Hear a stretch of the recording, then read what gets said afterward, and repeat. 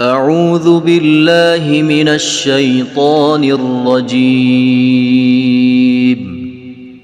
بسم الله الرحمن الرحيم.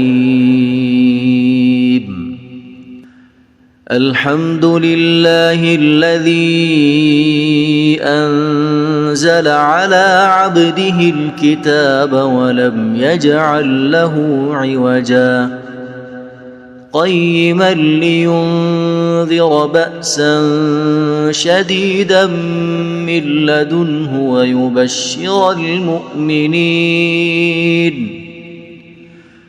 ويبشر المؤمنين الذين يعملون الصالحات أن لهم أجرا حسنا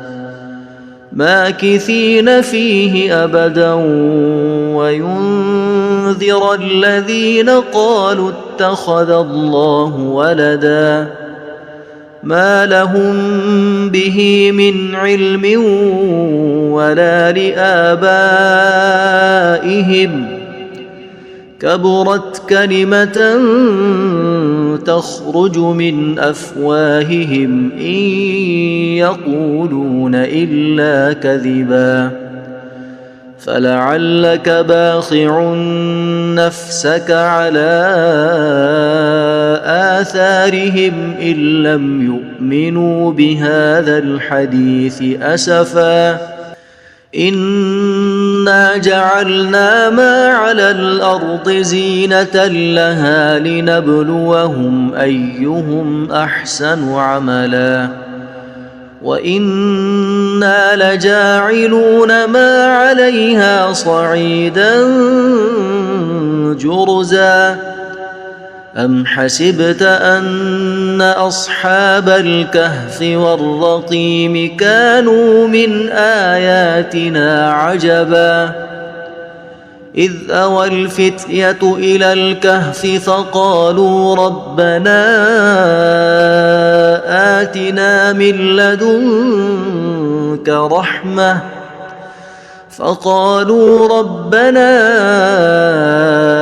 آتنا من لدنك رحمة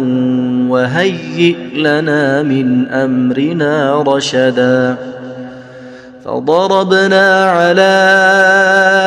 آذانهم في الكهف سنين عددا ثم بعثناهم لنعلم أي الحزبين أحصى لما لبثوا أمدا نحن نقص عليك نبأهم بالحق إنهم فتية آمنوا بربهم وزدناهم هدى وربطنا على قلوبهم إذ قاموا فقالوا ربنا رب السماوات والأرض لن ندعو من دونه إلها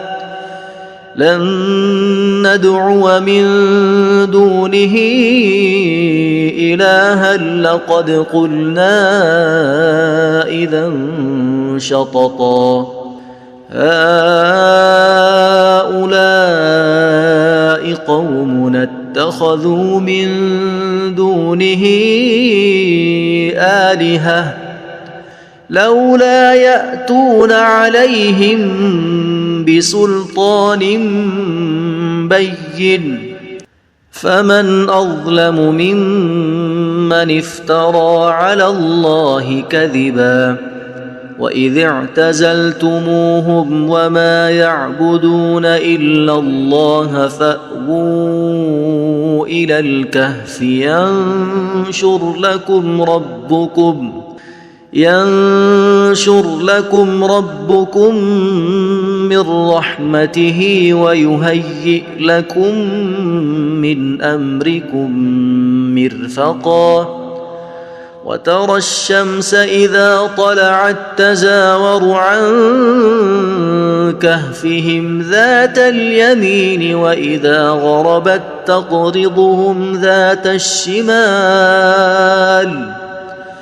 وإذا غربت تقرضهم ذات الشمال وهم في فجوة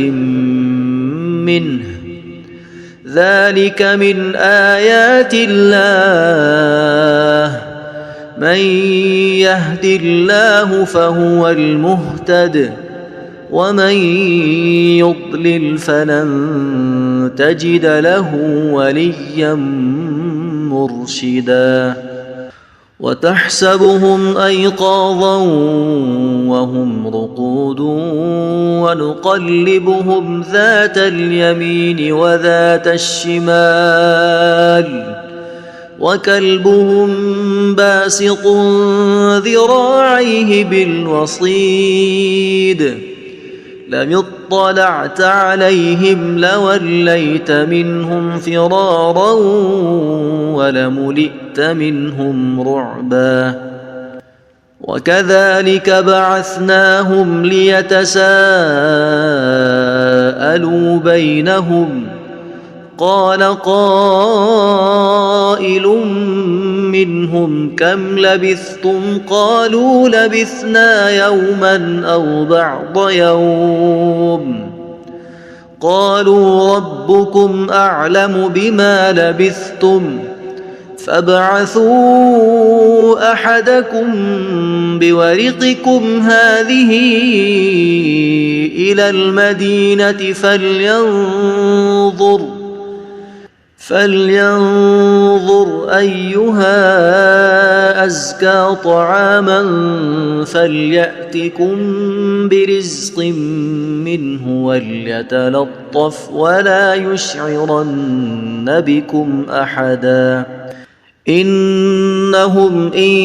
يظهروا عليكم يرجموكم أو يعيدوكم في ملتهم ولن تفلحوا إذا أبدا وكذلك أعثرنا عليهم ليعلموا أن وعد الله حق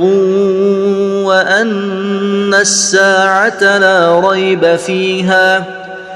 إذ يتنازعون بينهم أمرهم فقالوا ابنوا عليهم بنيانا ربهم أعلم بهم قال الذين غلبوا على أمرهم لنتخذن عليهم مسجدا سيقولون ثلاثة رابعهم كلبهم ويقولون خمسة سادسهم كلبهم رجما بالغيب ويقولون سبعة وثامنهم كلبهم قل ربي أعلم بعدتهم ما يعلمهم إلا قليل فلا تمار فيهم إلا مراء ظاهرا ولا تستفت فيهم منهم أحدا ولا تقولن لشيء إني فاعل ذلك غدا إلا أن يشاء الله واذكر ربك إذا نسيت وقل عسى أن يهديني ربي لأقرب من هذا رشدا ولبثوا في كهفهم 300 سنين وازدادوا 9 قل الله أعلم بما لبثوا له غيب السماوات والأرض أبصر به وأسمع ما لهم من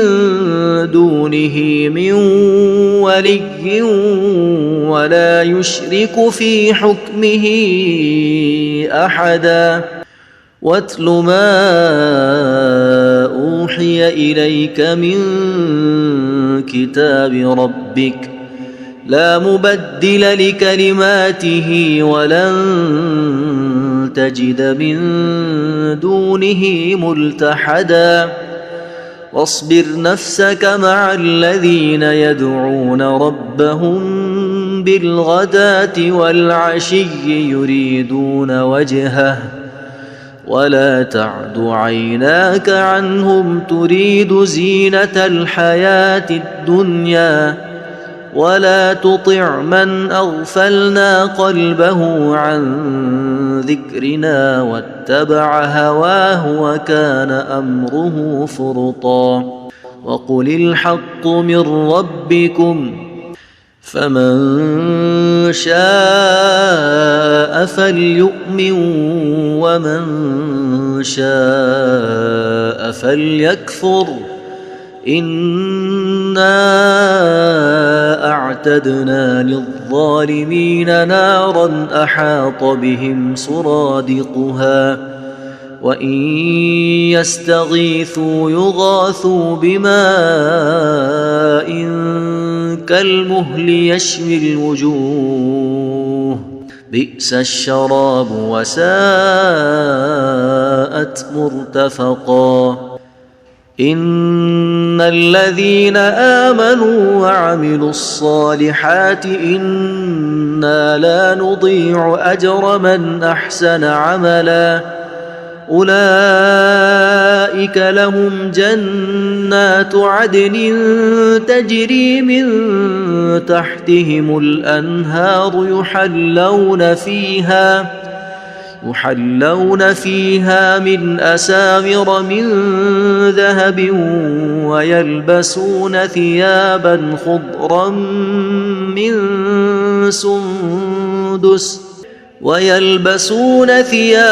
خضرا من سندس واستبرق متكئين فيها على الأرائك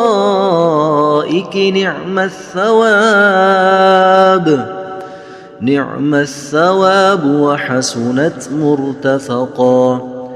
واضرب لهم مثل الرجلين جعلنا لأحدهما جنتين من أعناب وحففناهما بنخل وجعلنا بينهما زرعا كلتا الجنتين آتت أكلها ولم تظلم منه شيئا وفجرنا خلالهما نهرا وكان له ثمر فقال لصاحبه وهو يحاوره أنا أكثر منك مالا وأعز نفرا ودخل جنته وهو ظالم لنفسه قال ما أظن أن تبيد هذه أبدا وما أظن الساعة قائمة ولئن رددت إلى ربي لأجدن خيرا منها منقلبا قال له صاحبه وهو يحاوره أكفرت بالذي خلقك من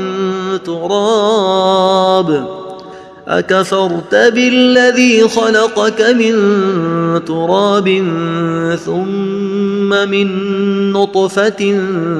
ثم سواك رجلا لكن هو الله ربي ولا أشرك بربي أحدا ولولا إذ دخلت جنتك قلت ما شاء الله لا قوة إلا بالله إن ترني أنا أقل منك مالا وولدا فعسى ربي أن يؤتيني خيرا من جنتك ويرسل عليها حسبانا من السماء فتصبح صعيدا زلقا أو يصبح ماؤها غورا فلن تستطيع له طلبا وأحيط بثمره فأصبح يقلب كفيه على ما أنفق فيها وهي خاوية على عروشها ويقول يا ليتني لم أشرك بربي أحدا ولم تكن له فئة ينصرونه من دون الله وما كان منتصرا هنالك الولاية لله الحق هو خير ثوابا وخير عقبا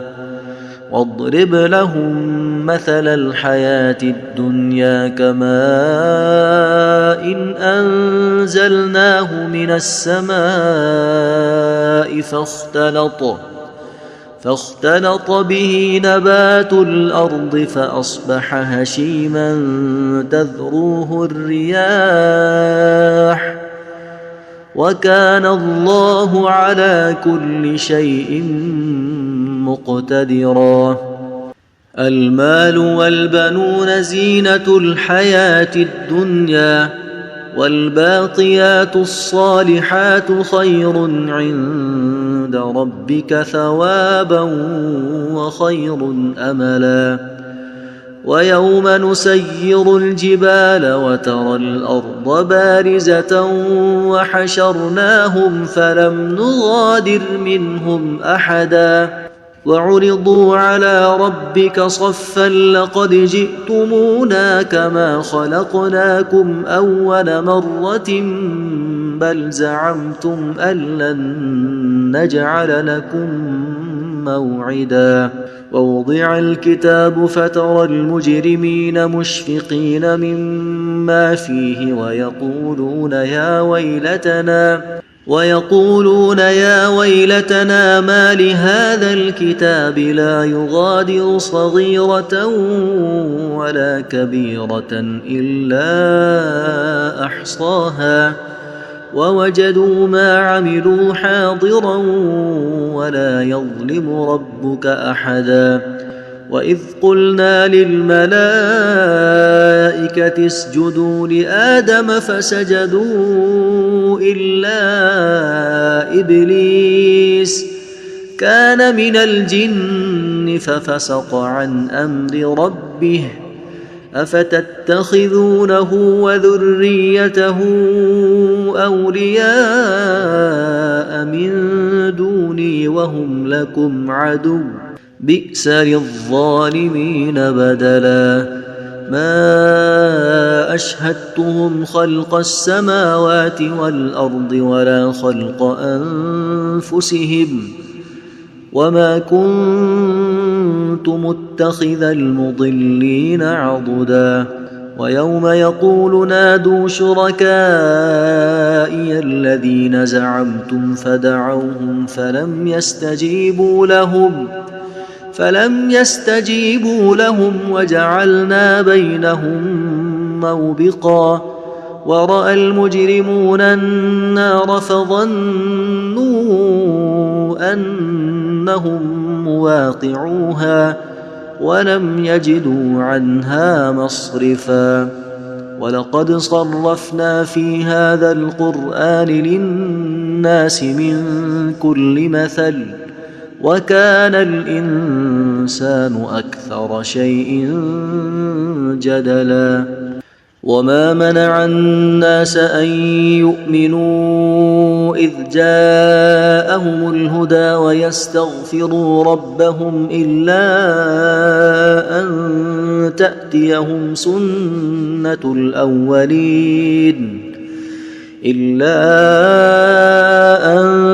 تأتيهم سنة الأولين أو يأتيهم العذاب قبلا وما نرسل المرسلين إلا مبشرين ومنذرين ويجادل الذين كفروا بالباطل ليدحضوا به الحق واتخذوا آياتي وما أنذروا هزوا ومن أظلم ممن ذكر بآيات ربه فأعرض عنها ونسي ما قدمت يداه إنا جعلنا على قلوبهم أكنة أن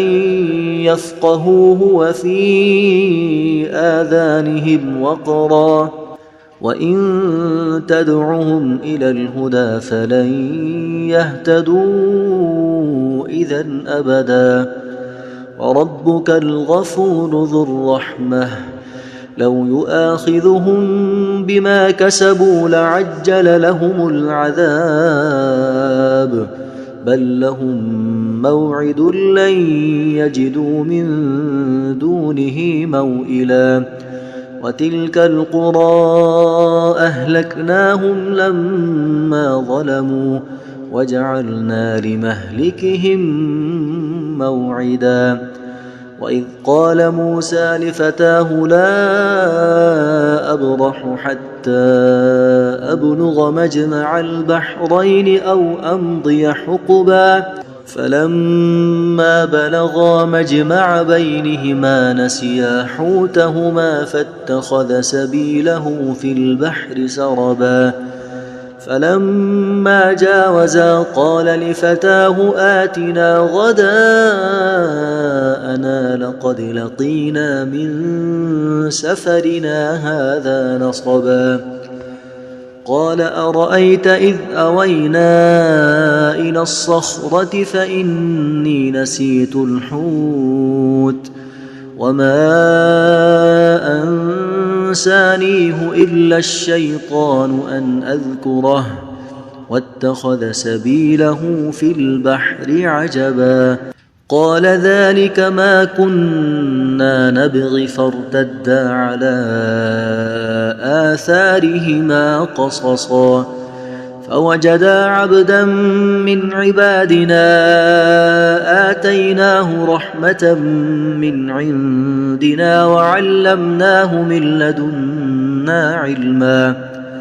قال له موسى هل أتبعك على أن تعلمني مما علمت رشدا قال إنك لن تستطيع معي صبرا وكيف تصبر على ما لم تحط به خبرا قال ستجدني إن شاء الله صابرا ولا أعصي لك أمرا قال فإن اتبعتني فلا تسألني عن شيء حتى أحدث لك منه ذكرا فانطلقا حتى إذا ركبا في السفينة خرقها قال أخرقتها لتغرق أهلها لقد جئت شيئا إمرا قال ألم أقل إنك لن تستطيع معي صبرا قال لا تؤاخذني بما نسيت ولا ترهقني من أمري عسرا فانطلقا حتى إذا لقيا غلاما فقتله قال أقتلت نفسا زكية بغير نفس لقد جئت شيئا نكرا قال ألم أقل لك إنك لن تستطيع معي صبرا قال إن سألتك عن شيء بعدها فلا تصاحبني قد بلغت من لدني عذرا فانطلقا حتى إذا أتيا أهل قرية استطعما أهلها فأبوا أن يضيفوهما فوجدا فيها جدارا يريد أن ينقض فأقامه قال لو شئت لاتخذت عليه أجرا قال هذا فراق بيني وبينك سأنبئك بتأويل ما لم تستطع عليه صبرا أما السفينة فكانت لمساكين يعملون في البحر فأردت أن أعيبها وكان وراءهم ملك يأخذ كل سفينة غصبا وأما الغلام فكان أبواه مؤمنين فخشينا أن يرهقهما طغيانا وكفرا فأردنا أن يبدلهما ربهما خيرا منه زكاة وأقرب رحما وأما الجدار فكان لغلامين يتيمين في المدينة وكان تحته كنز لهما وكان أبوهما صالحا فأراد ربك أن يبلغا أشدهما ويستخرجا كنزهما رحمة من ربك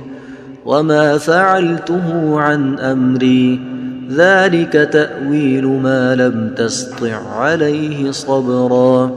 ويسألونك عن ذي القرنين قل سأتلو عليكم منه ذكرا إنا مكنا له في الأرض وآتيناه من كل شيء سببا فأتبع سببا حتى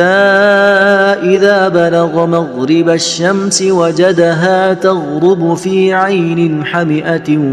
ووجد عندها قوما قلنا يا ذا القرنين إما أن تعذب وإما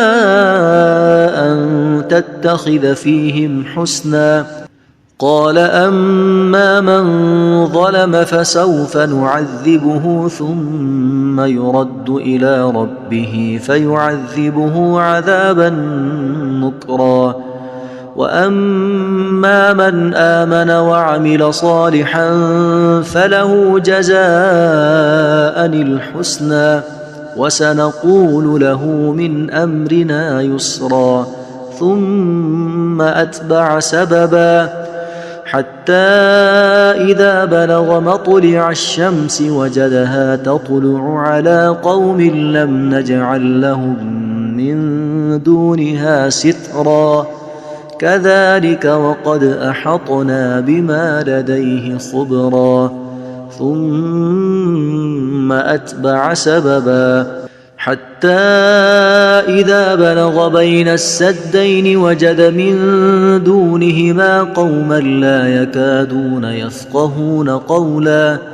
قالوا يا ذا القرنين إن يأجوج ومأجوج مفسدون في الأرض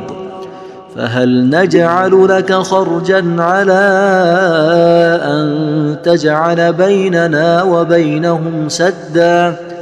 قال ما مكني فيه ربي خير فأعينوني بقوة أجعل بينكم وبينهم ردما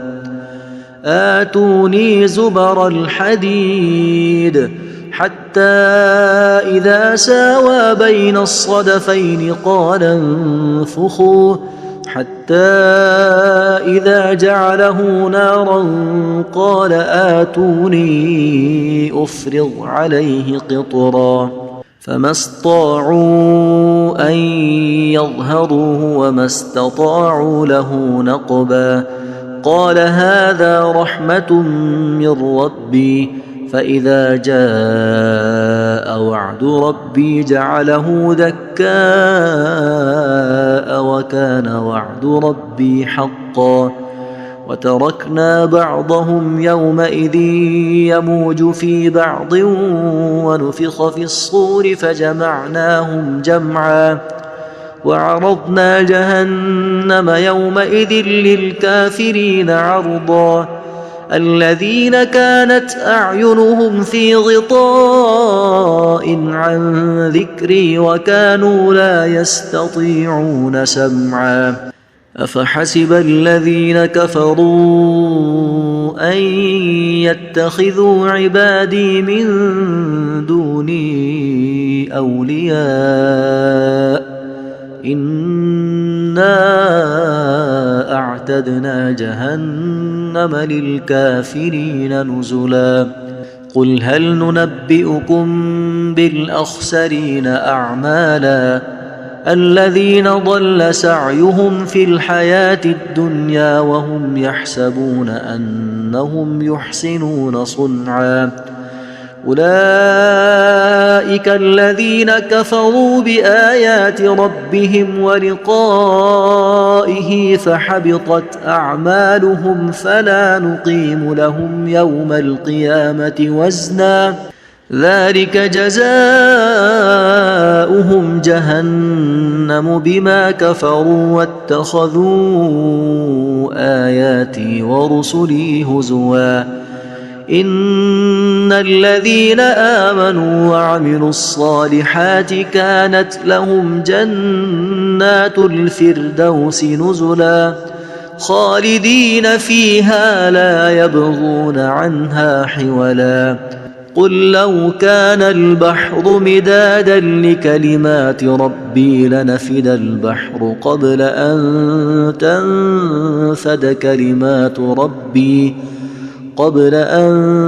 تنفد كلمات ربي ولو جئنا بمثله مددا قل إنما أنا بشر مثلكم يوحى إلي أنما إلهكم إله واحد فمن كان يرجو لقاء ربه فليعمل عملا صالحا